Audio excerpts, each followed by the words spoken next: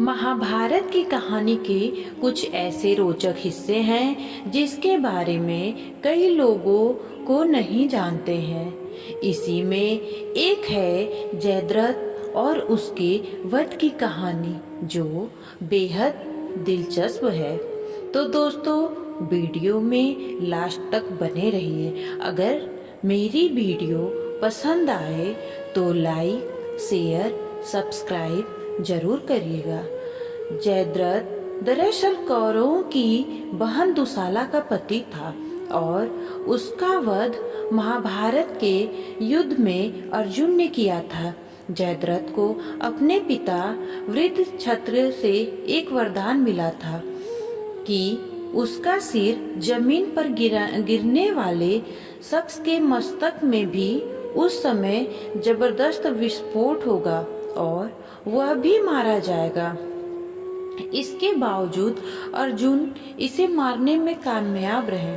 ऐसे सवाल हैं कि आखिर अर्जुन ने कैसे इस काम को अंजाम दिया। इसके पीछे की कहानी बेहद दिलचस्प है। खास बात ये भी है कि जयद्रथ की दुश्मनी युद्ध के काफी पहले से ही पांडवों के साथ शुरू हो गई थी। बहरहाल, आइए सबसे पहले जानते हैं जयद्रथ और उसे मिले वरदान की कहानी, और इस बारे में भी आखिर कैसे उसकी दुश्मनी पांडवों से शुरू हुई।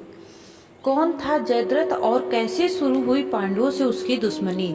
जयद्रथ सिंधु देश का राजा था और उसका विवाह दुर्योधन की बहन दुशाला से हुआ था। ऐसे में वह पांडवों सहित कौरवों का रिश्तेदार था। महाभारत कथा के अनुसार पांडव जब चौसर के खेल में अपना सब कुछ हार कर 12 साल का वनवास काट रहे थे, उसी समय उनका सामना जयद्रथ से हुआ। जयद्रथ एक दिन उसी जंगल से गुजर रहा था जहाँ पांडव रह रहे थे। दिन का समय था और पांडवों की पत्नी द्रौपदी नदी के किनारे लौट रही थी। इसी दौरान जयद्रथ ने द्रौपदी को अकेला देखा तो उन्हें अपनी बातों में फुसलाने और अपने साथ ले जाने की बात करने लगा। द्रौपदी ने पहले 1-2 बार चेतावनी दी, लेकिन जयद्रथ नहीं माना और द्रौपदी का हरण कर लिया। पांडवों को जब इस बात की सूचना मिली तो वे जयद्रथ का पीछा करने लगे और उसे बीच रास्ते में रोक दिया।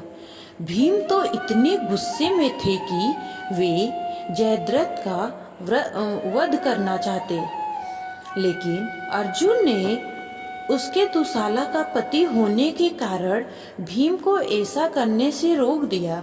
भीम इस पर भी नहीं माने और उन्होंने जयद्रथ के बाल मूंड दिए और 5 चोटियां छोड़ दी। पांडवों से इस तरह पराजित होने के बाद जयद्रथ अपमानित महसूस कर रहा था। जयद्रथ ने इसके बाद भगवान शिव की घोर तपस्या की और पांडवों पर जीत हासिल करने का वरदान मांगने लगा। भगवान शिव उसकी तपस्या से खुश थे। भगवान शिव ने कहा कि पांडवों से जीतना या उन्हें मारना किसी के बस में नहीं है, लेकिन जीवन में एक दिन वह किसी युद्ध में अर्जुन को छोड़ बाकी सभी भाइयों पर भारी पड़ेगा। जयद्रथ को मिला यही वरदान अभिमन्यु की मृत्यु का कारण बना। अभिमन्यु युद्ध करते करते चक्रव्यूह में प्रवेश कर गए। हालांकि उनके पीछे भीम सहित बाकी 3 पांडव भाई उसमें प्रवेश नहीं कर सके। जयद्रथ ने अकेले ही सबको रोक लिया, क्योंकि अर्जुन युद्ध करते करते काफी दूर निकल गए थे। ऐसे में उनके लौटने तक बहुत देर हो चुकी थी और कौरव अपना काम कर चुके थे। अर्जुन जब शाम तक लौटे तो उन्हें अपने बेटे के मारे जाने की खबर मिली। इस पर उन्होंने प्रण लिया कि अगले दिन वे जयद्रथ का या तो शाम तक वध कर देंगे या फिर अग्नि में समाधि ले लेंगे। अगले दिन कृष्ण की माया से अर्जुन आखिरकार जयद्रथ का वध करने में कामयाब रहे। दरअसल दिन भर कौरव जयद्रथ को छिपाने में कामयाब रहे। कौरव जानते थे कि अगर जयद्रथ नहीं मारा गया तो अर्जुन अपने आप समाधि ले लेंगे और इसका फायदा उन्हें युद्ध में मिलेगा। भगवान कृष्ण ने जब देखा कि सूर्यास्त होने वाला है तो उससे ठीक पहले उन्होंने एक माया रची। कृष्ण ने अपनी माया से सूर्य को बादलों से इस प्रकार ढक दिया कि मानो शाम हो गई। यह देख जयद्रथ और उसकी रक्षा करने वाले खुश हो गए। जयद्रथ अर्जुन के रथ के ठीक सामने आकर हंसने लगा और खुशियां मनाने लगा।